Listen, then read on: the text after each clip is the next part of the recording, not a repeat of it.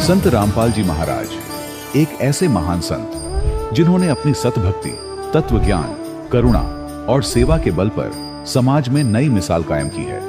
संत रामपाल जी महाराज की अगुवाई में उनके सभी सतलोक आश्रमों से समाज कल्याण के अद्भुत कार्यों ने समाज को सुनहरे भविष्य की एक नई उम्मीद दिखाई है। संत रामपाल जी महाराज से नाम दीक्षा लेने के बाद लाखों लोगों की लाइलाज बीमारियां जैसे कैंसर, एड्स आदि ठीक हुई। संत जी के ज्ञान से प्रेरित होकर उनके अनुयायियों ने लाखों यूनिट रक्तदान किया। संत जी ने लाखों बहन बेटियों का दहेज मुक्त विवाह करवाया।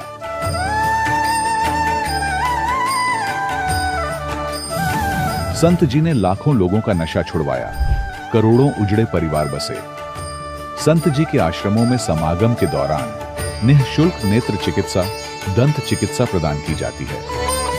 संत रामपाल जी महाराज द्वारा समय समय पर पर्यावरण संरक्षण के उद्देश्य से बड़े स्तर पर वृक्षारोपण किया जाता है। संत जी ने जरूरतमंदों को तत्काल राहत पहुंचाने के लिए एम्बुलेंस सेवा शुरू की। संत जी अपने अनुयायियों को देहदान के लिए प्रेरित करते हैं, जिससे मानवता की सेवा और चिकित्सा क्षेत्र में सुधार हो सके। संत रामपाल जी महाराज के सभी आश्रमों में हर रोज निःशुल्क भंडारा आयोजित किया जाता है, जहां हर वर्ग, हर जाति और हर धर्म के लोग एक साथ बैठकर भोजन करते हैं।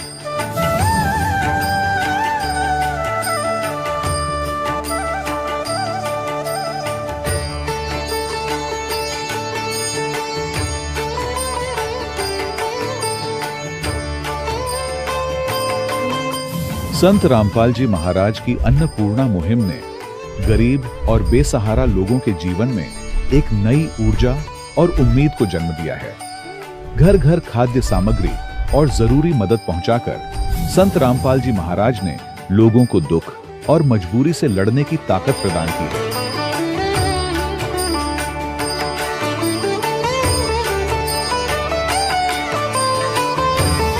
संत रामपाल जी महाराज द्वारा गरीब लोगों के लिए घर बनवाने का अद्भुत कार्य एक ऐसी मिसाल कायम कर रहा है जो सदियों सदियों संत जी की उदारता और दया भावना के तौर पर जाना जाएगा।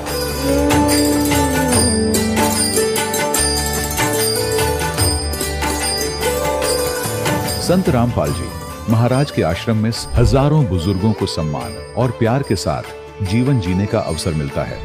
उनके खाने, रहने और स्वास्थ्य की पूरी जिम्मेदारी संत रामपाल जी महाराज उठाते हैं। अनाथ बच्चों के लिए संत रामपाल जी महाराज के सभी आश्रम किसी वरदान से कम नहीं। यहाँ उन्हें शिक्षा, संस्कार और भविष्य के लिए बेहतर अवसर प्रदान किए जाते हैं। चाहे बाढ़ हो, भूकंप या महामारी, संत रामपाल जी महाराज और उनके अनुयायी हमेशा ही जरूरतमंदों के लिए सबसे आगे खड़े रहते हैं। कोविड महामारी के दौरान संत रामपाल जी महाराज के आश्रमों से करोड़ों लोगों के लिए भोजन, दवाइयां और जीवन रक्षक सामग्रियां उपलब्ध कराई गई। चाहे गरीब की मदद हो या किसी शोषित और पीड़ित वर्ग के हक और सम्मान की लड़ाई, संत रामपाल जी महाराज ने हमेशा ही उनकी दबी आवाज को सरकारों तक पहुंचाया है और उन्हें उचित न्याय दिलवाने में अहम भूमिका अदा की है। समाज में आध्यात्मिक और सामाजिक मूल्यों के प्रति जागरूकता लाने में संत रामपाल जी महाराज हर कदम पर मानवता के सच्चे सेवक साबित हुए हैं। संत रामपाल जी महाराज का जीवन हमें सिखाता है कि सच्ची सेवा वही है जो निस्वार्थ भाव से की जाए। आइए हम भी इस महान सेवा के कार्य में इस महान संत से जुड़ें और संत रामपाल जी महाराज से नाम दीक्षा लेकर अपने जीवन को धन्य बनाएं।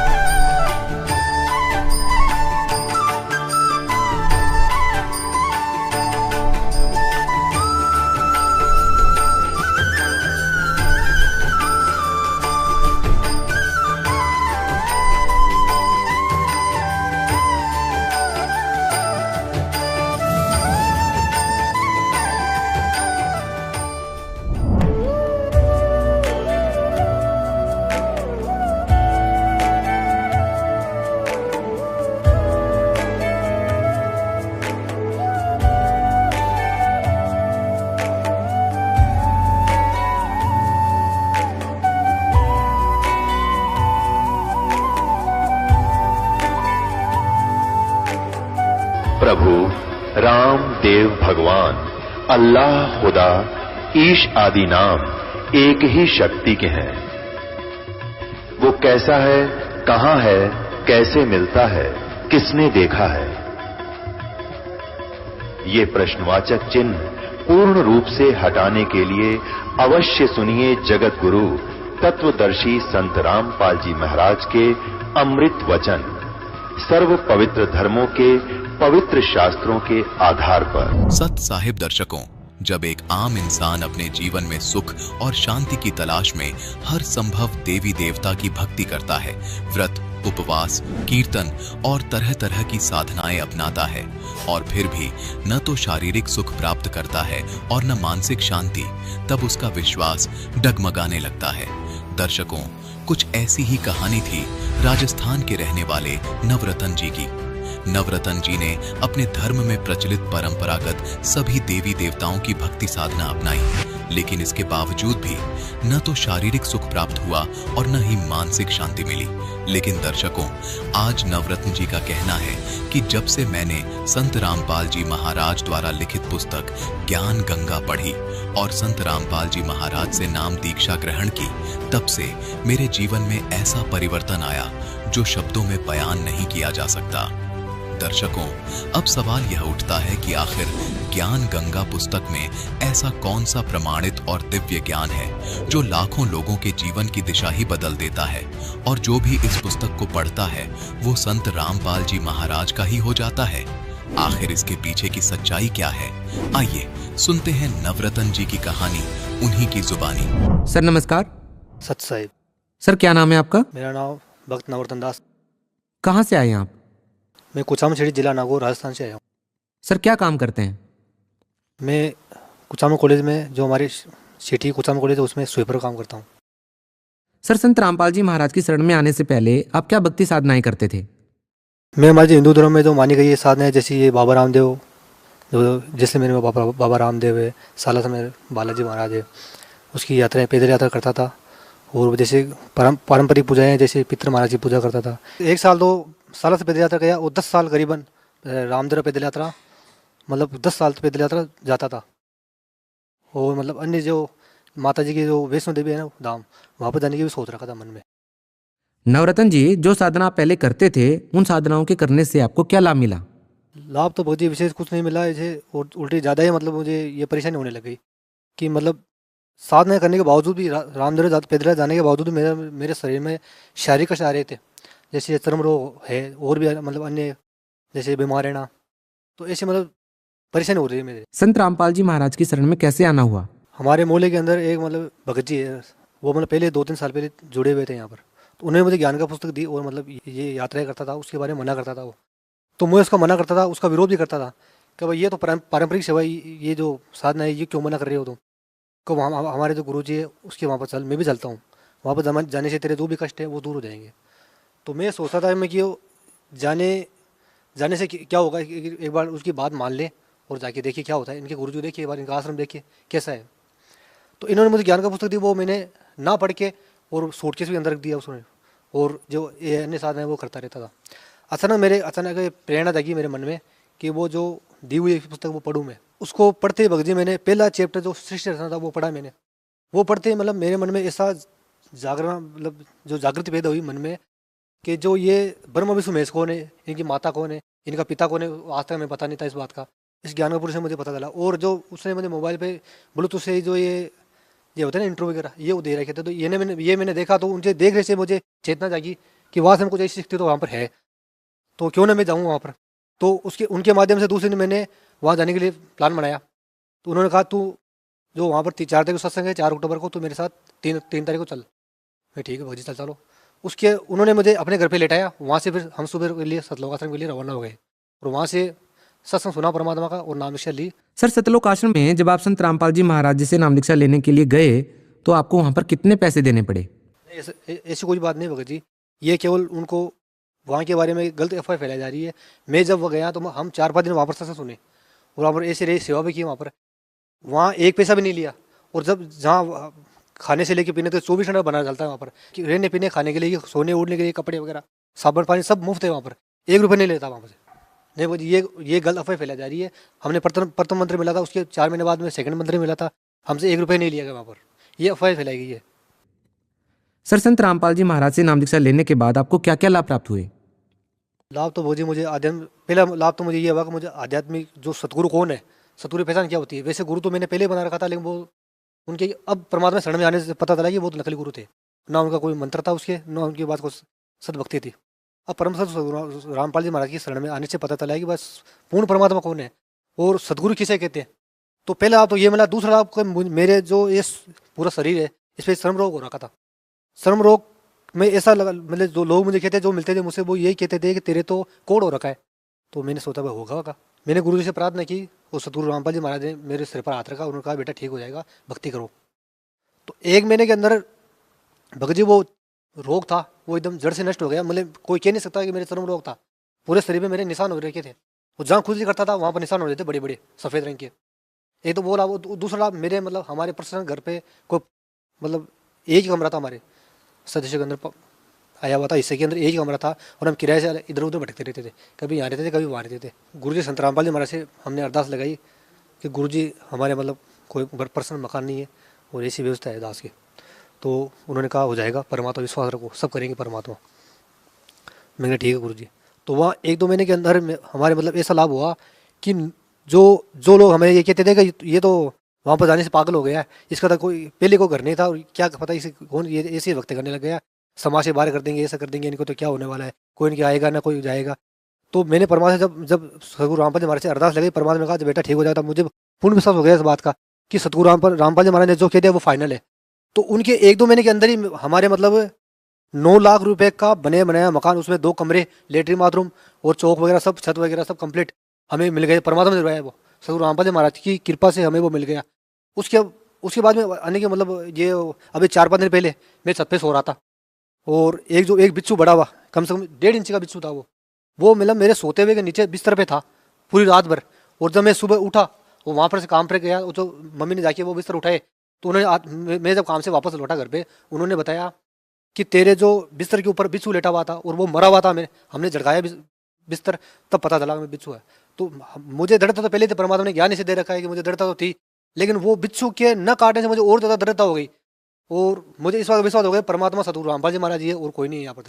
सर, आप भगत समाज को क्या संदेश देना चाहेंगे? कि जैसे मैं भटका हुआ हूँ इस संसार में और अब परमात्मा शरण में हूँ, तो जैसे आप ये अन्य साधना करते थे, कोई धार्मिक यात्रा करता था, उसको मैं ये कहना चाहता हूँ कि परम सतगुरु रामपाल जी महाराज के शरण में जाओ। और अभी उन्होंने राजस्थान में जगह जगह उनके आदेश के अनुसार जगह जगह सेवाएं हो रखी है। चैनल पे सत्संग आता है, उसके नीचे की पट्टी आती है, उसमें संपर्क सूत्र लिखा हुआ है, उसमें मोबाइल नंबर लिखे हुए, वहाँ पर संपर्क कीजिए और ज्ञान का पुस्तक मंगवाइए और नाम स्थल पर जो जिनके नंबर दिए हुए उनसे कॉन्टेक्ट करके और वहाँ पर दीक्षा लीजिए और अपना कल्याण कराइए। सर, बहुत बहुत धन्यवाद। सच है। दर्शकों, अभी आपने सुने संत रामपाल जी महाराज से दीक्षा प्राप्त करके सुखी हुए भक्त के अनुभव। अब देखिए जगत गुरु तत्वदर्शी संत रामपाल जी महाराज के मंगल प्रवचन। ऐसे अंतिम संस्कार किया हुआ एक 12-13 वर्ष की आयु का लड़के का शव आ रहा था उसी दरिया से। तब सैनिकों ने देखा जी मुर्दा आ गया, मुर्दा आ गया। तो सिकंदर लोधी के जान में जान आई, को आ गया तो मेरे पीछा छुटेगा, कर देंगे काम, यू मान जाएगा फिर शेख तकी। तो इतने में सब इकट्ठे हो गए, शेख तकी भी आ गए, कबीर साहब को बुला लिया। तो कबीर साहब ने कहा शेख तकी पहले तय कर, कहीं फिर पीछे तो नंबर बनाओ तो मैं भी कर दूं। तो शेख तकी सभी ने कहा जी ठीक है करो आप। वो लोग अपने पंतर मंत्र उजारिया, इतने काफी देर डाउन स्ट्रीम में पहुंच गया, मुर्दा बहता हुआ। तब शेख तकी कहता है ये तो न्यू चावे था कि मैं करता रहूं, इतनी चला जाए, मुर्दे जीदे होते हैं क्या, वो तो कयामत के समय होंगे, कयामत आएगी तब सब जिंदे करे जाओगे। परमात्मा ने कहा कि ठीक है शेख तकी डट जा। कबीर साहब ने ऐसे संकेत किया उसको, जैसे मुर्दा जा रहा था पानी में बहता हुआ, तो उसको ऐसे किया था, वो उल्टा चल पड़ा मुर्दा, जैसे इंजन वाली नौका चलती है अपोजिट अप स्ट्रीम में, और नीचे से दरिया की लहरें जा रही हैं और सब आके वहां रुक गया जहां परमात्मा खड़े थे कबीर जी। नीचे से दरिया की लहरें जा रही। तब परमेश्वर ने कहा था ये जीवात्मा जहां है तो कबीर हुक्म से इस शव में प्रवेश कर और बाहर आ जा। इतना ही कहना था, सारा शरीर कांपने लगा। एकदम बाहर आके लड़का दंडवत प्रणाम किया कबीर भगवान को। बोलो सतगुरुदेव।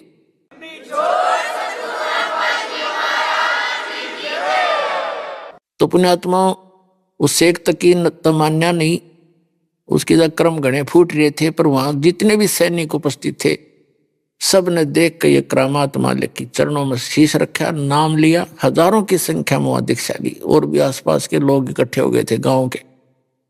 फिर आगे वो दिल्ली शेख तक की नाते फिर वो बकवाद शुरू कर दी, तो राजा तो हिंदू बन गया है, मुसलमान नहीं रहा है, इसने तो ऐसा कर दिया। और भाई लोगों देखो, हम इसकी परीक्षा ले लेंगे, अगर ये परीक्षा में सफल हुआ ये कबीर, तो हम मान लेंगे ये अल्लाह है। तो मुसलमान सारे इकट्ठे कर लिए। उसने कहा जी क्या परीक्षा लोगे? कि इसको उबलते हुए तेल के कढ़ाई में डालेंगे, सरसों के तेल का कढ़ाई उबालेंगे, उसमें डाल देंगे। उस शिक्षकी ने सोचा था पढ़ते ही मर जाएगा, कटा टंटा तेरा इच्छा छूटेगा।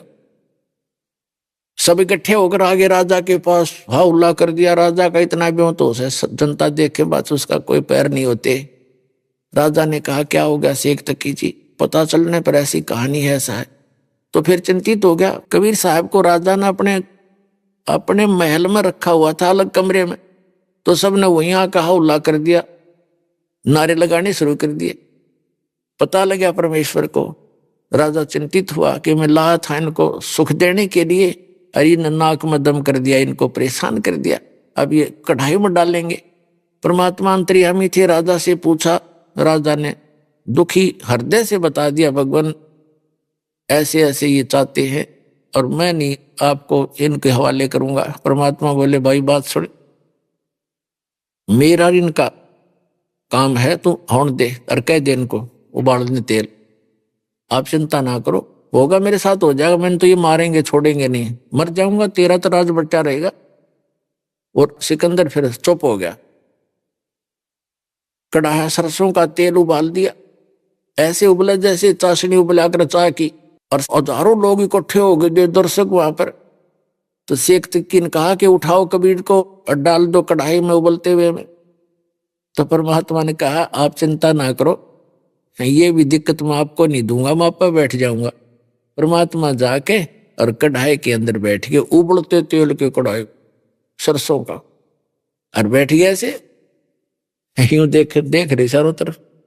अब शेख तकी ने सोचा इसमें तो भाई तो चढ़ भी ना होया कुछ भी, तो सब हैरान रह गए कि जला नहीं।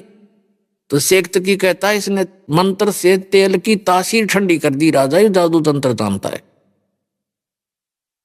राजा ने सोची सिकंदर नो दिन उंगली देकर देख लूं।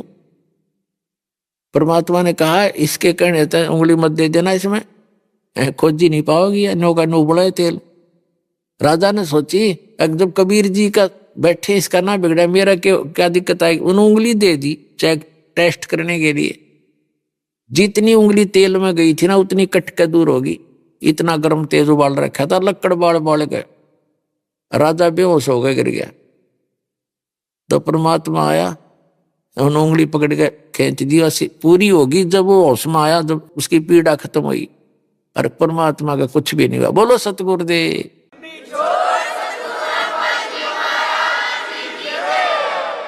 उसके बाद क्या होता है, उसने फिर स्कीम बनाई कि यूं तो तेल में जंतर मंत्र कर लिया करते हैं ऐसे। फिर उस स्कीम बनाई 5-4 दिन के अंदर कि राजा इसको ना जेरे कुएं में डालेंगे, ऊपर तो मट्टी डाल देंगे और भर देंगे, फिर देखेंगे कैसे। उन्होंने फिर ऐसे नारे लाते गए। परमात्मा ने कहा कोई बात ना राजन, इनको कर लेने दो जो ये करेंगे। तो राजा को ये हो गया था कि ये कुछ नहीं बिगाड़ सकेंगे इनका। उन्होंने कहा भाई ठीक कर लो। तो परमात्मा को ले जाकर जेरे कुएं में पटक दिया ऊपर तक कबीर जी को, और ऊपर से मिट्टी गोबर छड़े कांटेदार झाड़ी और भर दिया फल, क्योंकि हजारों की संख्या में ले जा रहा था अपने समर्थक शेख तकी। अब हाथ पैर धो के मिट्टी माटी से मुंह मां साफ करके राजा के पास आया शेख तकी। कहने लगा जी कर दिया तेरे भगवान का काम, अल्लाह का, वो दाब दिया मिट्टी में। अब सिकंदर लोदी कहता है किस की बातें कर रहे हो शेख जी, किस के विषय में बात कर रहे हो, आप किसको क्या कर दिया? कि तेरे गुरुजी को डाला है खड्डे में और ऊपर से बर्दी मिट्टी कतई, अब देखेंगे वो कहाँ है। सिकंदर कहने लगा तो देख मेरे कमरे में बैठे हो। बैठे शेख तकी जाकर देखा नो, उसकी फिर माथा ठनक गया। वहां बैठे पाए परमात्मा सिकंदर लोधी के कक्ष के अंदर राजा के वहां पर। फिर 5-4-10 दिन का के बाद फिर उसने कहा कि भाई ये कोई जादू जंतर जानता है, इसको जब जानो मेरी लड़की कब्र में दबी हुई है और उसको जीवित कर दे, हम मान लेंगे ये अल्लाह है या अल्लाह का रसूल है। फिर वह जिद लगा दी, सारे मुसलमान इकट्ठे कर लिया। कबीर साहब ने कहा भी कह दे, सिकंदर से कह दिया कि इसने कह दे, मुनादी करा दिया आसपास के गांवों में, और भी देख लेंगे सारे आके। आसपास के गांवों में बहुत दूर तक अनाउंसमेंट करवा दी, शेख तकी की लड़की को एक ऐसे महापुरुष आए हैं, जीवित करेंगे। जनता देखने आ गई, लाखों की संख्या। कब्र फुड़वा दी गई। शेख तकी खड़ा, सिकंदर लोधी सैनिक और परमात्मा कबीर जी। तब परमात्मा ने कहा शेख तकी तो कर ले जंतर मंत्र अपने, कई फिर नो कह मैं भी कर लूं। तो और उपस्थित दर्शक कहने लगे जी अगर इसके पास कोई सिद्धि शक्ति होती है, अपने बच्चे ने कौन कब्र में डाला है, आप करो दाता। कुछ एक लोगों को भी यकीन भी हो गया था जब उबलते तेल में नहीं जला, हमारी आंखों के सामने घेरे कुएं में डाल दिया था, ऊपर तो टनों मिट्टी डाल दी, हजारों टन मिट्टी ठोक दी, झाड़ ठोक दिए, फिर बाहर बैठा पाया। तो जो उसके साथ गए थे शेख तकी के समर्थक, उनके दिल में जगह बन गई थी और वो न्यू सोचते थे जब आज के में मालिक ने दया कर दी तो हम सारे चेले बनेंगे इसके। तो परमात्मा ने कहा कि हे शेख तकी की लड़की जीवित हो जा। वह जीवित नहीं हुई। हे शेख तकी की बेटी जीवित हो जा। लड़की नहीं जीवित हुई, कब्र फोड़ रखी थी, लड़की का शव वहां पर विद्यमान था। शेख तकी नाचने लग गया, भंगड़ा पा दिया उसने, खुशी मना रहा। अपनी बेटी के ना जीने की गम नहीं, कबीर साहब के हारने की खुशी मना रहा है वो पशु। तो उसी समय परमात्मा ने कहा कि डट जा, तो शेख तकी शांति कर थोड़ी। तब कहा कि एक आत्मा जहां भी है तू, कबीर हुक्म से वापस आ जा, इस शरीर में प्रवेश कर। इतना ही कहा था मालिक ने। वो तो जान के कर रहे थे कि ना नाच कूद लेने दे, थोड़ा इसकी असलियत का पता लग जाएगा जनता को। इतने ही कहा था, लड़की में कंपन हुई सारे शरीर में, और एकदम लड़की खड़ी होकर के परमात्मा के चरणों में प्रणाम किया। बोलो सतगुरुदेव।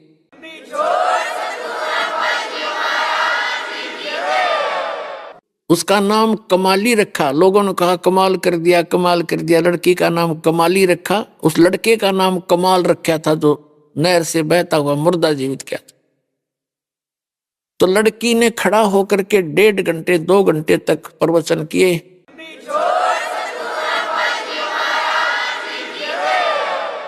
परमात्मा ने उसको दिव्य दृष्टि दे दी बेटी को कि सुना दे सारी राम कहानी जो तेरे साथ भी थी। उसने सारी बताई कि एक जन्म में मैं मालिक से मिली थी, मुझ कर्महीन ने सत्संग की कमी से इनके द्वारा दिए गए ज्ञान को छोड़ दिया, नाम को और अन्य साधना में करने लगी। उस 4 वर्ष की भक्ति से मुझे 2 मनुष्य जीवन और मिले और तीसरा ये मिला, और मेरी ऐसी भी महिमा होगी थी, वो राबी हूं मैं जिससे मक्का भी उठकर मेरे लिए आ गया था। और आज आगे मेरा मनुष्य जीवन शेष नहीं था, मुझे पशु जोनि में जाने की तैयारी थी, लेकिन ये समर्थ परमपिता वहां पहुंचे और धर्मराज से छुड़वा कर मुझे वापस लाए हैं। लोगों पकड़ लो चरण, ये अल्लाह अकबर आए हैं। लाखों लोगों ने नाम लिया। बोलो सतगुरुदेव की जय हो।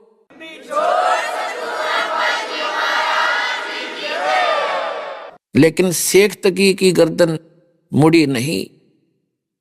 उन्होंने तो कसम खा रहा किया कि हम एक अल्लाह के सामने शीश झुकाएंगे और के सामने नहीं। अल्लाह सामने खड़ा और टट्टू न झुकाओगे शीश, फिर सारे कुछ करके दिखा दिया, फिर भी न गए अल्लाह को शीश झुकाएंगे। अरे भगवान सामने खड़े, अल्लाह अकबर है वो कबीर साहब। उस परमात्मा के पाने की वो सारी विधि दास के पास है, और अपना कल्याण कराओ। बोलो सतगुरुदेव।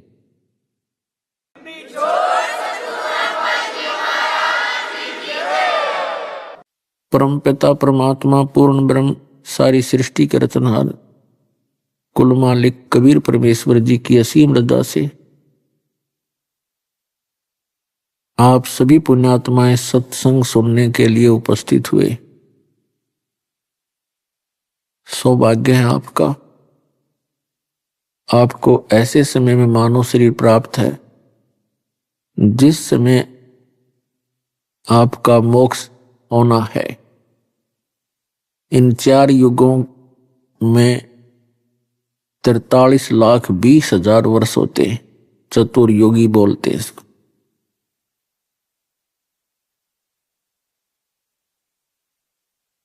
और उनके अंदर ये 1,000-2,000 वर्ष जो हैं अब यही मोक्ष के होते हैं। इस दौरान जिन पुण्यात्माओं के जन्म होंगे, मानव का जन्म होना भी एक बहुत ही कठिन काम है, सुदुर्लभ बताया, बहुत दुर्लभ है। मनुष्य जीवन प्राप्त हो जाता है तो संत सतगुरु मिलने अति दुर्लभ। और पुण्यात्माओं ये दोनों नंबर आपके पूरे हो गए हैं, मानव शरीर भी है और यथार्थ भक्ति मार्ग से परिचित ये दास भी आपको प्राप्त है। उसके लिए कहा है कि समझा है तो सर दर पाओ और बहुर नहीं रे ऐसा दाव। दाव का अर्थ ये होता है कि जितना शीघ्र हो सके उस थोड़े से समय में बहुत स्पीड तक भाग ले। समझा है तो सिर धर पाओ, सिर पे पांव रखना, बहुत स्पीड से दौड़ना। जैसे विशेष आपत्ति काल में इंसान दौड़ लगाता है, उसके कहीं कहीं कदम टिका करें। तो ये मानव शरीर और ये सुअवसर चौथे युग में आपको प्राप्त होता है। और दुर्भाग्य उन प्राणियों का जो आज देवता पद पर विराजमान है, उनकी आयु बहुत लंबी होती है, उनके हाथ से ये अवसर चूक जाएगा। सौभाग्य आपका जो आपको ये समय प्राप्त है। और पुण्यात्मा जो दुखी प्राणी भी यहाँ आते हैं, सुख में भक्ति करते हैं, धन्य है वो पुण्यात्माएं।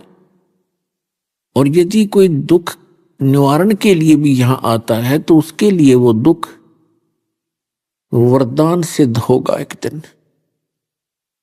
अभी तो प्रथम बार जो भक्त आते हैं उनको केवल अपना कष्ट ही दिखाई देता है, किसी भी प्रकार का हो, कोई शारीरिक है, कोई मानसिक टेंशन है, या कोई वित्तीय हालत खराब है, कोई कर्ज वगैरह हो गया है, तो पहले तो वो इसी उद्देश्य से आता है। फिर इस दरबार के अंदर वो तो कमी रहेगी ही नहीं, आपके दुख भी दूर होंगे, आपके संसारिक कार्य भी ठीक होंगे और आपको मोक्ष भी मिलेगा। लेकिन इसके लिए आप जी ने सावधानी बरतनी पड़ेगी। दीक्षा लेने के बाद बहुत सावधानी बरतनी पड़ती है, आपका जो नाम भंग ना हो, क्योंकि कनेक्शन कट जाने के बाद वह पावर शक्ति बिजली नहीं आती और बिजली से होने वाले जो कार्य हैं वो मैनुअल नहीं हो सकते। जो काम बिजली करती है उसको हाथ से नहीं किया जा सकता, करेंगे तो उतना बेनिफिट नहीं होता। ठीक इसी प्रकार परमात्मा का कनेक्शन आपको दिया जाता है, यहां से आपको कनेक्शन नाम मिलते ही आपके घर पे भगवान की पावर पहुंच जाती है। आपके घर में बैठे वो शैतान भूत प्रेत पितर उनको जाते ही खदेड़ देते हैं परमात्मा, और फिर आप नाम नोम खंड करके फिर उनको फिर बुला लेते हो, जिस कारण से थोड़ा सा समय लग जाता है आपको सर्व सुख प्राप्ति में। तो जो पुण्यात्मा प्रारंभ में दृढ़ हो जाते हैं उनको तो उसी दिन से ही सब बेनिफिट शुरू हो जाएंगे। कोई बात नहीं, क्योंकि ऐसे समाज में रह रहे हो आप जो हमारी साधना से परिचित नहीं है और वो कुछ विरोध भी करते हैं। एक सदस्य उपदेश लेकर जाता है, घर के 3 सदस्य विरोध कर रहे होते हैं उसका, लेकिन आप जी ने दृढ़ रहना पड़ेगा। दृढ़ रहोगे तो वो भी ठीक हो जाएंगे, क्योंकि सत्य के अंदर बहुत शक्ति होती है, वो अपना स्थान बनाकर छोड़ती है। परमात्मा पूर्ण ब्रह्म सारी सृष्टि के रचनहार कबीर परमेश्वर जी हैं। ये आपके सभी के पिता हैं। ये वो परमात्मा जिसके अंदर तुमेव माता च पिता तुमेव, तुमेव बंधु च सखा तुमेव, तुमेव विद्या च द्रविणम तुमेव, तुमेव सर्वमम देव देव। और पुण्यात्मा अपने पिता माता अपने बच्चों को दुखी नहीं देख सकते,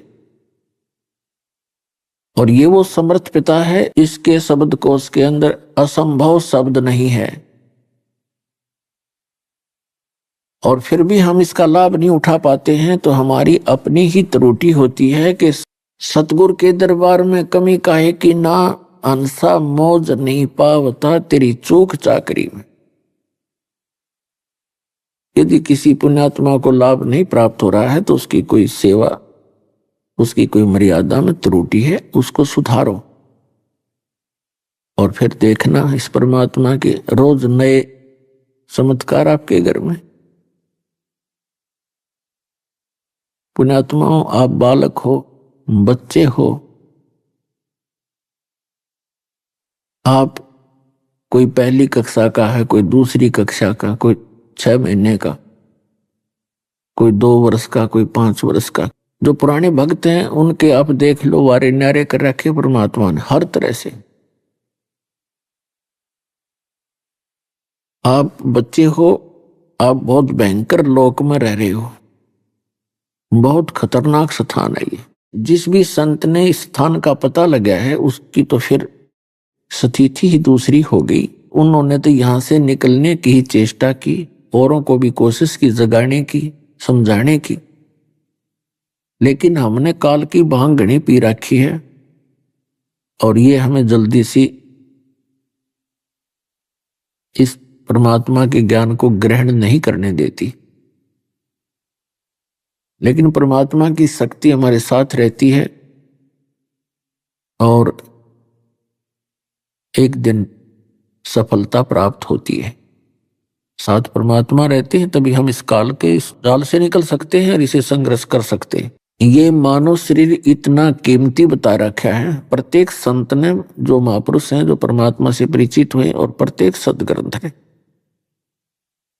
परमात्मा ने कहा कि मानुष जीवन दुर्लभ है, ये मिले न बारंबार, जैसे तरवर से पत्ता टूट गिरे वो फिर नहीं लगता डार।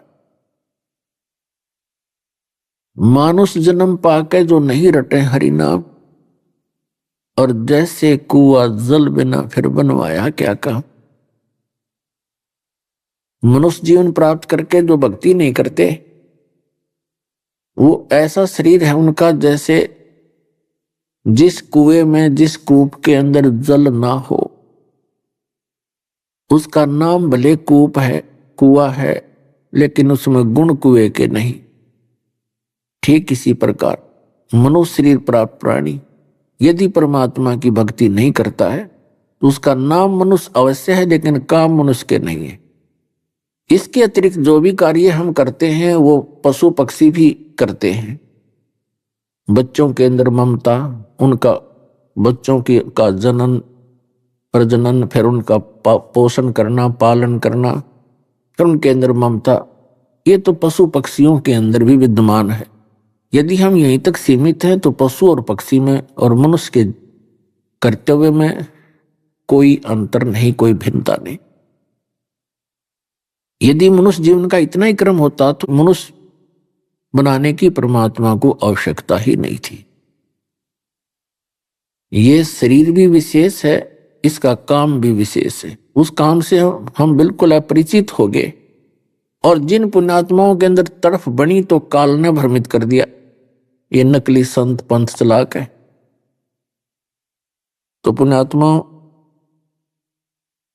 अब वो दया हुई है उस परम पिता की, यथार्थ भक्ति मार्ग आपको प्राप्त हुआ है, और यथार्थ वो तत्व ज्ञान आपको प्राप्त हुआ है। आपको सबसे पहले भगवान ने शिक्षित किया। अभी तक ये संत जितने भी नकली पंथ या धर्मगुरु ये अपनी अपनी दंत कथा सुनाया करते थे, और जो भी शीघ्रता से स्पीड से संस्कृत बोल देता था हम उसके साथ लग जाते थे कि ये बड़ा विद्वान होगा। अरे भले आदमी, शास्त्र हमारे वही है, सदग्रंथ का ज्ञान एक जैसा होना चाहिए यदि किसी को समझ है तो। यदि वो हमारे धर्मगुरु सदग्रंथों से परिचित होते तो उनके भिन्न भिन्न प्रकार के वचन ही नहीं होते, एक जैसी बातें होती सबकी। और सदग्रंथों को ना समझकर कोई विष्णु जी को सुप्रीम पावर बताते थे, कोई ब्रह्मा जी को, कोई शंकर जी को, कोई दुर्गा के गुण गाते थे, कोई गणेश जी की महिमा सुनाते थे, कोई हनुमान जी की ही महिमा सुनाते थे। तो इसको कहते हैं स्थिर ज्ञान ना होने से भ्रमित थे।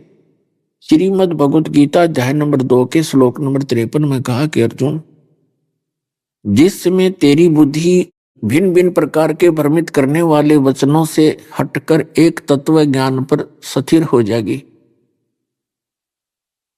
एक परमात्म ज्ञान पर स्थिर हो जाएगी, तब तू योग को प्राप्त होगा, तब तो तेरी भक्ति प्रारंभ होगी। नहीं तो कोई ना कोई डगमग आपको करता ही रहेगा।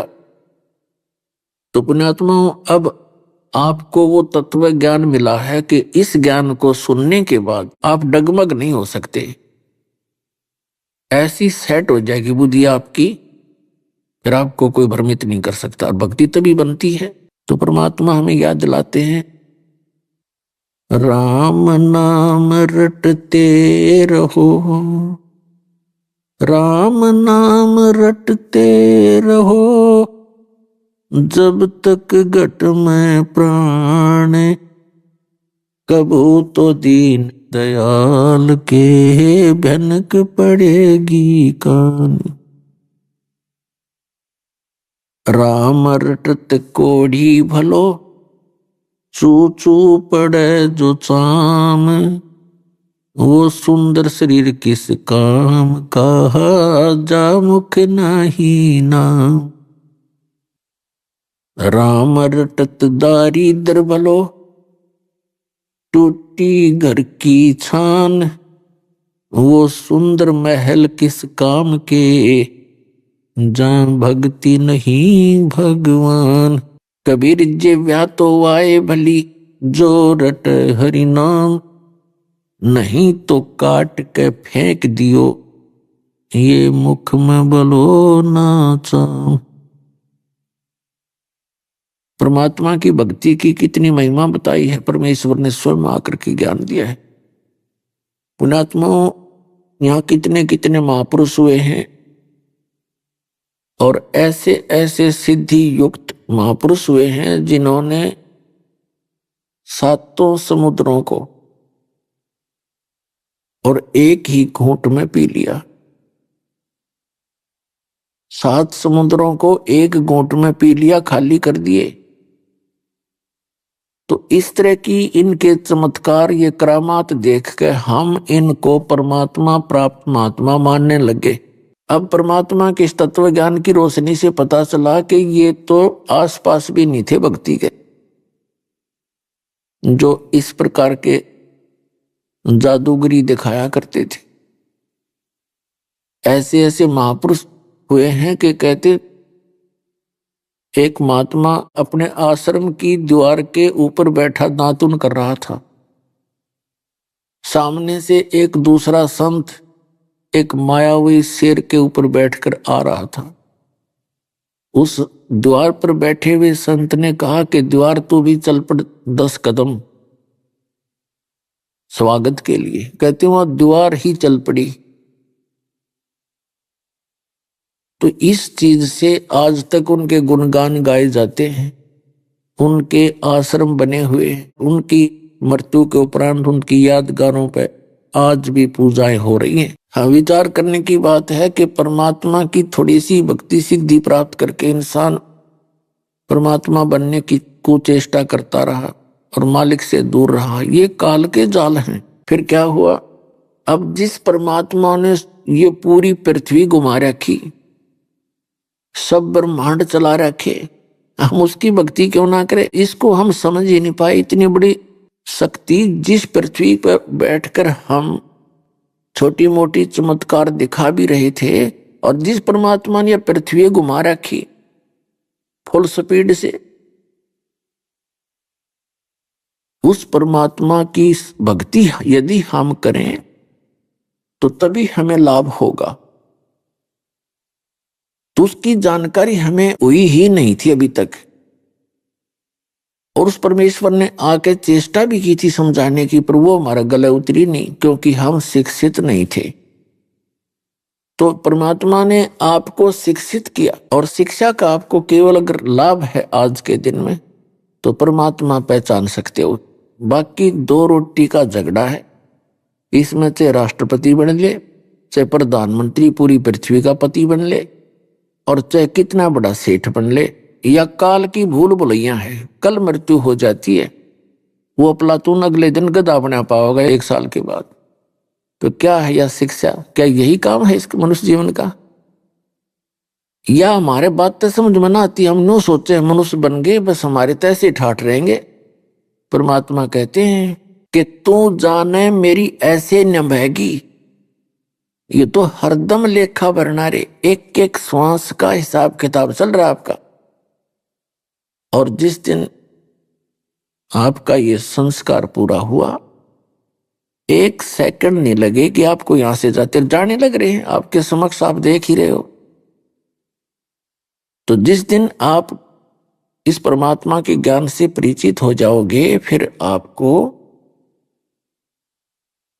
यो लोक ऐसा दिखाई देगा, आपकी जान का झाड़ दिखाई देगी, आपने यहाँ की संपत्ति जिसके लिए आप दिन रात लगे रहते हो।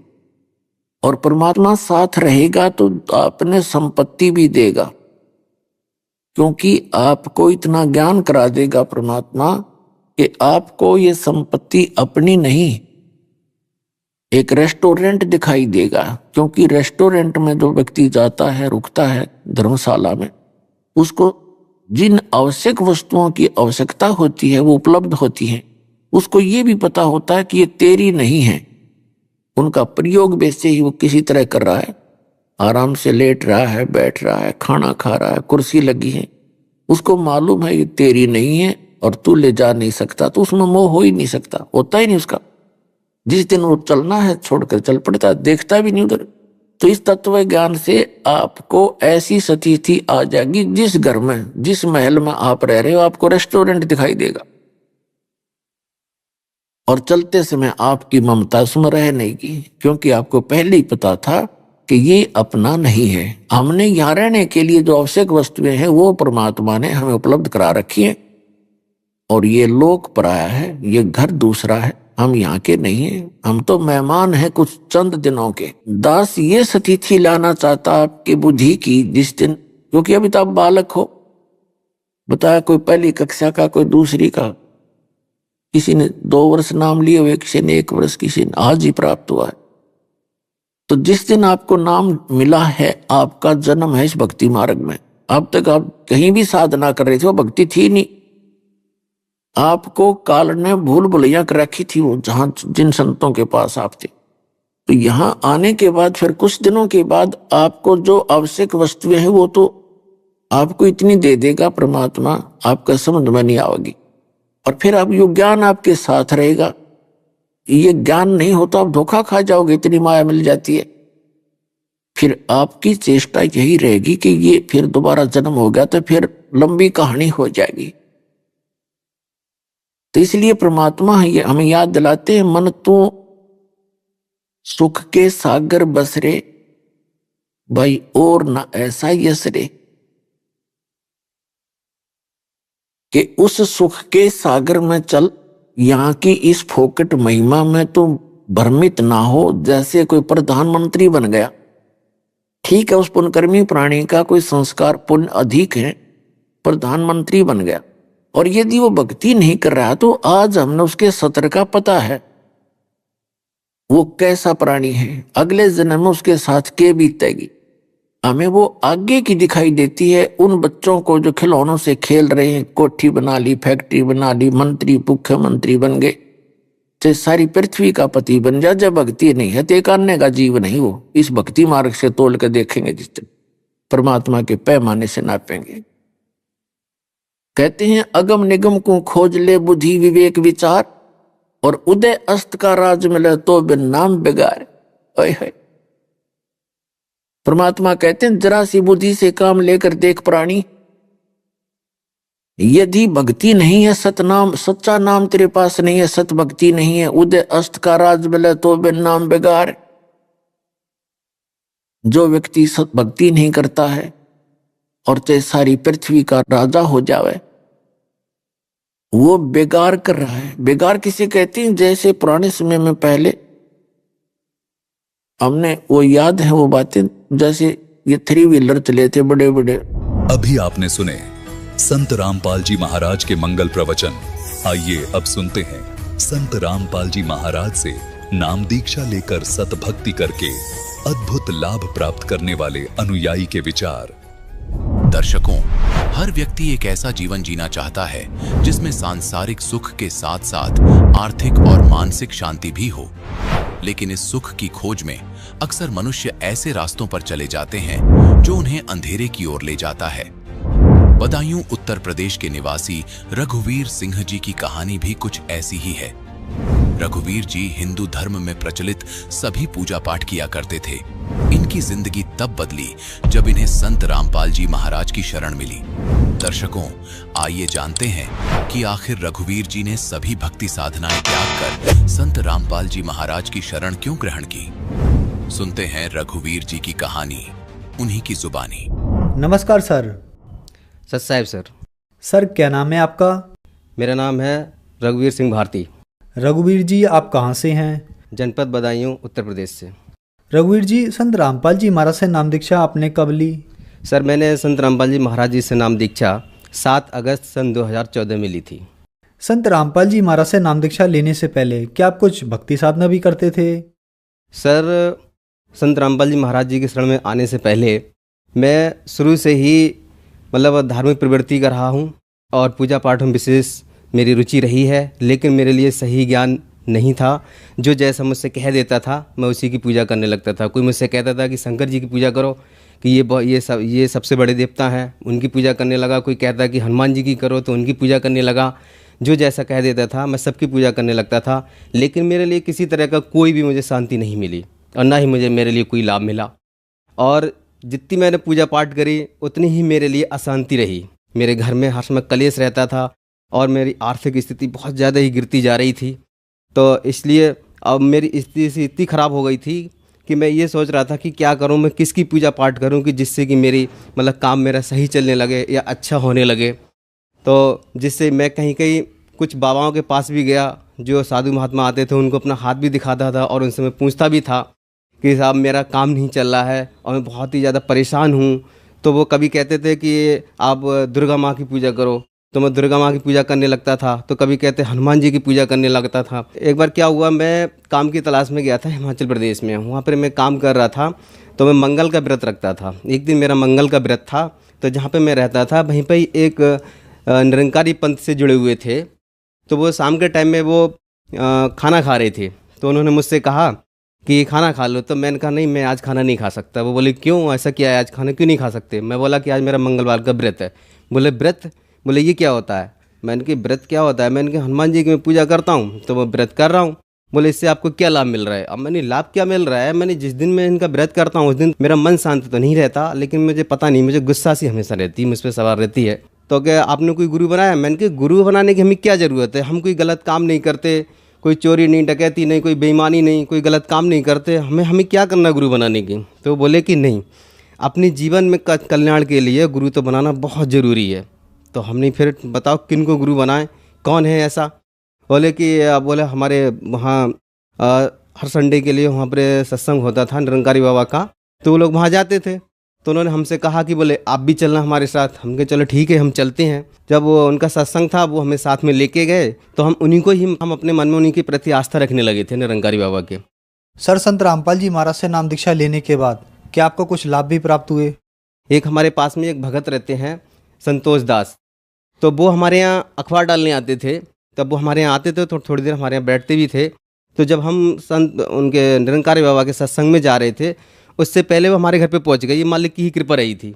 तो उन्होंने मेरे लिए संत रामपाल जी महाराज जी का ना तो मैंने कभी नाम सुना था और ना ही मैं जानता था। मैं सिर्फ कबीर साहब के लिए एक संत के रूप में जानता था। तो उन्होंने मुझे बताया कि बोले वहाँ जाने से कोई लाभ नहीं है, वो तो एक निराकार को उसको मानते हैं, लेकिन परमात्मा साकार है, सहशरीर है, उसका नाम कबीर है। बोले सारे सदग्रंथों में इसका प्रमाण है। और संत रामपाल जी महाराज ही ऐसे हैं जो इस लोक में जो पूर्ण संत हैं, जो पूर्ण ब्रह्म परमात्मा की जो भक्ति बताते हैं। आप उनसे नाम दीक्षा लीजिए, तभी आपके जो भी कष्ट हैं वो आपके दूर होंगे। फिर वहाँ पे मेरा थोड़ा मन वहाँ पर बदल गया। मैं फिर वहाँ उस सत्संग में नहीं गया। फिर मैंने उनसे कहा कि ठीक है, बोले आप कब जाओगे वहाँ संत रामपाल जी महाराज जी के आश्रम में, मुझे भी लेके चलो, मैं भी नाम दीक्षा लूँगा। जब हम नाम दीक्षा लेने गए आश्रम में, तो वहाँ जाके जब हम पहुँचे तो उसमें हमारे शरीर में इतना बड़ा कष्ट था। मेरे लिए पाइल्स था, मैं बैठा भी नहीं जा रहा, इतना दर्द हो रहा था, मेरे पैर में भी जख्म थी, बहुत दर्द हो रहा था। वहाँ जब पहुँचा, संत रामपाल जी महाराज जी से उपदेश लिया। सर, संत रामपाल जी महाराज से नाम दीक्षा लेने के बाद क्या आपको लाभ भी प्राप्त हुए? तो जब संत रामपाल जी महाराज जी से मैंने नाम उपदेश लेने के बाद जो आशीर्वाद लेने गया था, जो मेरे शरीर में जो कष्ट था, जैसे ही संत रामपाल जी महाराज जी ने मेरे सर पे हाथ रखा आशीर्वाद देने के लिए, वैसे ही मेरे शरीर में एकदम से करंट सा लगा और जितना भी मेरे रोंगटे थे वो सारे खड़े हो गए। और जो दर्द हो रहा था और मेरे पैर में दर्द था वो तो बिल्कुल ही मतलब कतई गायब हो गया, बिल्कुल ही दर्द नहीं रहा मेरे शरीर में। तो संत रामपाल जी महाराज जी के शरण में आने से पहले एक मेरे लिए बहुत बड़ा रोग था, पाइल्स जिसे बोलते हैं। तो उससे मैं बहुत ज़्यादा ही परेशान था और मैंने उसके लिए आयुर्वेदिक भी और मैंने देसी इलाज भी कराया, डॉक्टरों से कई जगह मैंने इलाज करवाया, लेकिन उसका मेरे लिए कोई लाभ नहीं मिला। और जब मैं संत रामपाल जी महाराज जी से जैसे ही मैंने जिस दिन उपदेश लिया और मुझे जैसे ही मुझे आशीर्वाद मिला, उसी दिन से ही मेरे लिए बिल्कुल ही वो रोग समाप्त हो गया। और मेरे शरीर में एक रोग और था, एलर्जी। उसको तो जैसे मतलब मैंने 20,000 रुपये मैंने उसमें लगा दिया। एलर्जी का रोग मैंने हर डॉक्टर को जो जहाँ जैसा बताता था, मेरे शरीर में खुजली हमेशा मचती रहती थी, बहुत परेशान था मैं। वो भी संत रामपाल जी महाराज जी से जैसे मैंने उपदेश लिया, वो भी आज रोग से मैं बिल्कुल ही ठीक हूँ मैं। और संत रामपाल जी महाराज जी के शरण में आने से मेरे लिए आर्थिक स्थिति, जो मेरा कर्जा था वो सारा निकल गया और आज मेरी स्थिति बिल्कुल ही सही है, सब कुछ ठीक है। और मेरा एक बेटा था, उसके लिए 3 साल का, अब 3 साल का है, उसमें उसके लिए जो मानसिक दौड़े उसको पड़ते थे, वो उसकी सांस रुक जाती थी, उसके शरीर में सांस नहीं रहती थी। तो उसके लिए मैंने कई जगह उस पर रुपया लगा दिया और मैंने उसका इलाज भी कराया, उसका कोई फ़ायदा नहीं मिला। और जिस दिन एक दिन मेरे सामने ही मेरी ससुराल में उसके लिए दौड़ा पड़ा, तो मैंने कहा कि मैं संत रामपाल जी महाराज जी से प्रार्थना लगाऊंगा। तो हमारी जो पत्नी जो थी वो इस बात पे चढ़ गई, क्योंकि वो उपदेशी थी नहीं, वो विरोध करती थी। मैंने कहा कोई बात नहीं है, मैं उसी से वहाँ से चला आया और आने के बाद तुरंत मैंने संत रामपाल जी महाराज जी से मैंने प्रार्थना लगाई। और प्रार्थना लगाने के बाद सिर्फ डॉक्टर के पास फिर एक ही बार लेके गए, संत रामपाल जी महाराज जी की कृपा से। उस दिन से उसके लिए उस डॉक्टर के पास लेके नहीं गए हैं, उसी दिन से बिल्कुल ही सही है। एक बार ऐसा हुआ कि मेरी बेटी थी करीब 6 साल की, तो वो अपनी नानी के घर पे थी और वो रोड जब पार कर रही थी, बच्ची थी, खेल रही थी, उसका एक्सीडेंट हो गया। जब उसका एक्सीडेंट हुआ, जैसे ही मैं घर पे रेमेडी कर रहा था, मैं दोपहर की रेमेडी करने के बाद जैसे ही रेमेडी समाप्त हुई, तैसे ही मेरा फ़ोन आया कि बेटे का एक्सीडेंट हो गया। मैंने कहा हे मालिक, ये क्या हुआ परमात्मा, आप ही जानो, आप ही की वो आत्मा है प्रभु। हम वहाँ पहुँचे, इस पर कृपा करो मालिक, ना तो बदनामी प्रभु आपकी ही होगी प्रभु, आप ही जानो। जब उसका पूरा शरीर का जब चेकअप कराया, तो संत रामपाल जी महाराज जी की कृपा से उसके अंदरूनी कोई भी खरोंच नहीं थी, जरा से ऊपर चोट आई थी। एक दिन एक लाभ ये हुआ, हमारी जो पत्नी जो थी वो जुड़ी तो थी नहीं, और जो छत के ऊपर जो जीना था, जीने के ऊपर 2 टैंक रखे हुए थे, टैंक पे जो ढक्कन के ऊपर जो सीमेंट वाली ईंटें रखी थी, अब वो नीचे पानी भर रही थी, बंदर उस पर चढ़ा, अब ऊपर से ईंटें जो गिरी वो बिल्कुल हमारी जो पत्नी जो थी उनके सर पर आकर के गिर रही थी। ये भी संत रामपाल जी महाराज जी की कृपा से वो बची थी। अभी कुछ दिन पहले मेरे लिए एक हार्ट अटैक हुआ था अभी, तो मेरे लिए ऐसा लग रहा था कि अब शायद मेरी अब ज़िंदगी अब है ही नहीं यहाँ से, अब मेरे तो प्राण निकल ही जाएंगे, मुझे तो ऐसा लग रहा था। मैंने संत रामपाल जी महाराज जी को मैंने प्रणाम किया, मैंने प्रसाद लिया और मैंने फिर अमृत जल लेके मैंने परमात्मा के लिए मैंने अपने दृढ़ संकल्प किया और मैंने प्रार्थना लगाई कि प्रभु आप ही जानो परमात्मा, अब जैसा भी है आप कृपा करो प्रभु, मैं तो बहुत ज़्यादा ही परेशान हूँ। तो परमात्मा ने मेरे ऊपर ऐसी कृपा करी, बंदी छोड़ सतगुरु रामपाल जी महाराज जी ने, कि उस दिन मैं पूरी रात आराम से सोता रहा और सवेरे के लिए मैंने सोचा कि मैं जाके मैं कहीं जांच करा लूँ। मैं डॉक्टर के यहाँ गया तो डॉक्टर ने मेरी ईसीजी करी और ईसीजी बिल्कुल ही नॉर्मल आई, और मेरे हार्ट का मतलब एक्सरा भी किया, एक्सरा बिल्कुल ही मतलब सही आया। तो मैंने डॉक्टर से पूछा, मैंने डॉक्टर साहब बताइए क्या है, मुझे बताओ क्या दिक्कत है। तो डॉक्टर साहब बोले देख तुझे कोई बीमारी तो है ही नहीं, और ना ही तुझे कोई रोग है, और ना ही तुझे कोई दिक्कत है। मैं तुझे दवाई दी तो दूँ किस बात की। तो मैंने कहा फिर मेरे ये दर्द क्यों हो रहा। बोले मैं दर्द की दवा दिए दे रहा हूँ। तो ये संत रामपाल जी महाराज जी की ही कृपा थी उस दिन जो मेरी ज़िंदगी बचा दी। और संत रामपाल जी महाराज जी की कृपा से मेरे लिए आज बहुत ही लाभ मिल रहे हैं। मेरी आर्थिक स्थिति भी सही है। सर क्या काम करते हैं आप? मैं पहले तो प्राइवेट टीचर था, मैं स्कूल में पढ़ाता था। संत रामपाल जी महाराज जी से नाम उपदेश लेने के बाद में एक कंपनी थी जो अपने घरों में लगते हैं आरओ, उस कंपनी में मैंने वैकेंसी निकली, उसमें मैंने अप्लाई किया। तो संत रामपाल जी महाराज जी की कृपा से मेरा उसमें सिलेक्शन हो गया। सिलेक्शन होने के बाद आज मालिक ने मेरे आज वो ठाट कर रखे हैं कि मेरे लिए आज किसी के सामने हाथ फैलाने की ज़रूरत नहीं होती। पहले मेरी ये कंडीशन थी कि मेरे लिए चीज़ भी उधार नहीं मिलती थी, क्योंकि वो सोचते थे कि यदि इनको उधार दे देंगे तो ये पैसे नहीं दे पाएंगे। तो मेरे लिए पैसे ना तो उधार मिलते थे ना कोई चीज़ उधार मिलती थी। लेकिन आज बंदी छोड़ सतगुरु रामपाल जी महाराज जी की कृपा से मेरे लिए किसी के सामने हाथ फैलाने की ज़रूरत नहीं पड़ती। और आज परमात्मा की कृपा से सब कुछ मेरा सब कुछ सही सलामत सब ठीक चल रहा है। और मेरे घर वाले भी विरोध नहीं कर रहे हैं। पहले घर में हमारी जो पत्नी थी वो भी हर समय लड़ती रहती थी, आगे तुम कुछ करते नहीं, खर्चा कहाँ से होगा, क्या कर रहे हैं क्या नहीं कर रहे, वो भी हमेशा लड़ती रहती थी। अब वो भी नहीं लड़ती हैं और उन पर भी मालिक ने दया कर रखी थी, उन्होंने भी उपदेश ले रखा है। रघुवीर जी, आप एक पढ़े लिखे व्यक्ति हैं और संत रामपाल जी महाराज के बारे में कहा जाता है कि संत रामपाल जी महाराज देवी देवताओं की भक्ति छुड़वाते हैं। क्या ये बात सही है? संत रामपाल जी महाराज से नाम दीक्षा लेनी होगी तो देवी देवताओं की भक्ति छोड़नी होगी? ये लोग जो कहते हैं कि संत रामपाल जी महाराज देवी देवताओं की भक्ति छुड़वाते हैं, या तो वो उनको ज्ञान नहीं है इस चीज़ का, और ज्ञान होने के बावजूद अगर वो कहते हैं तो इस बात को वो गलत कहते हैं। संत रामपाल जी महाराज तो किसी भी देवी देवता की भक्ति कभी नहीं छुड़वाते। वो तो सिर्फ हर देवी देवता की हमारे लिए शास्त्र अनुकूल साधना बताते हैं कि सारे देवी देवताओं की पूजा पाठ कैसी क्या है, उनकी साधना क्या है, उसे शास्त्रों के अनुकूल ही बताते हैं। आज हमारा समाज सारा पढ़ा हुआ, सभी समाज पढ़े लिखे हैं। अगर जो ये कहते हैं कि संत रामपाल जी महाराज के देवी देवताओं की भक्ति छुड़वाते हैं तो वो अपने शास्त्रों के लिए खोल के देख सकते हैं। हमारे 4 वेद 6 7 18 पुराण, गीता, कुरान, बाइबल, गुरु ग्रंथ साहब, इन सभी को खोल के देख सकते हैं। पहले उनका ज्ञान देखिए तो सही, क्या उनका ज्ञान सदग्रंथों से मिलता है या नहीं मिलता है। कि सच्चा संत जो होता है ना, सच्चे संत की वही पहचान होती है जो प्रमाण सहित ज्ञान देता है। हमारे संत रामपाल जी महाराज जी का ज्ञान जो है प्रमाणित है, और जितने भी धर्मगुरु हैं किसी का भी ज्ञान सदग्रंथों से नहीं मिलता, वो सिर्फ लोग वेद सुनाते रहते हैं। हमारे संत रामपाल जी महाराज जी का एक एक शब्द हमारे सदग्रंथों से प्रमाणित है। हमारे संत रामपाल जी महाराज किसी भी देवी देवता की भक्ति नहीं छुड़वाते, बल्कि उनके लिए शास्त्र अनुकूल साधना बताते हैं।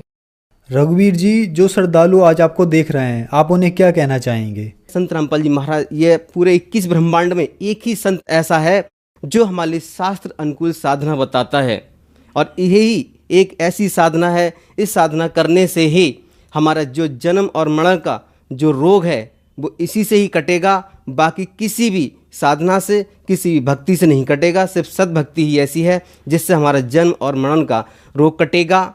मैं सभी से मेरी हाथ जोड़ के प्रार्थना है कि सभी संत रामपाल जी महाराज जी का ज्ञान समझो और उनसे नाम दीक्षा लो। नाम दीक्षा लेके सद्भक्ति करके और अपने यहाँ से जन्म मरण का रोग से छुटकारा पाके सतलोक चलो, जहाँ हम सतलोक में पहले रहते थे।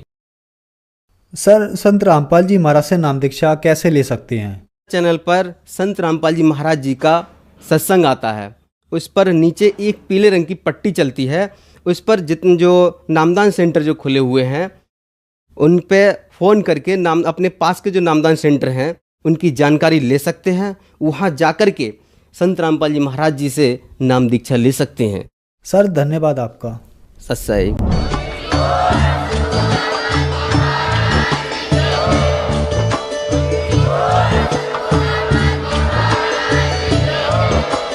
आप सुन रहे थे जगत गुरु तत्वदर्शी संत रामपाल जी महाराज जी के मंगल प्रवचन। अधिक जानकारी के लिए विजिट कीजिए हमारी वेबसाइट www.jagatgururampalji.org। संत रामपाल जी महाराज जी के शुभ आशीर्वाद से पूरे विश्व भर में 500 से भी ज्यादा नाम दीक्षा केंद्र हैं, जिन पर संत रामपाल जी महाराज जी द्वारा ऑनलाइन निशुल्क नाम दीक्षा दी जा रही है। अपने नजदीकी नाम दीक्षा केंद्र का पता करने के लिए संपर्क करें 8222 880541।